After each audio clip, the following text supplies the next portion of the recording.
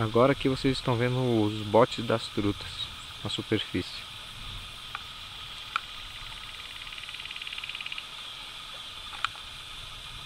É uma atrás da outra.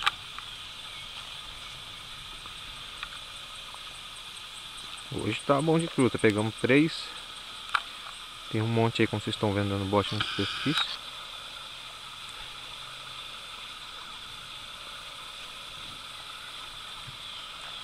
Ó, pulou fora d'água.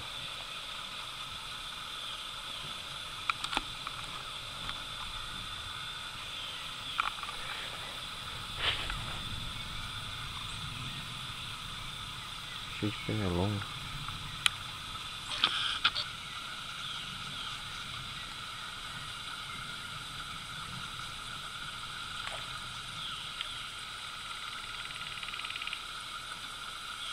Teve um bote bem aqui do lado agora.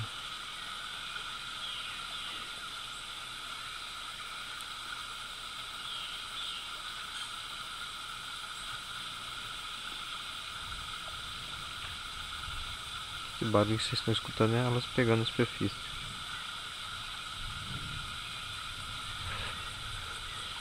Ó, pulou fora d'água.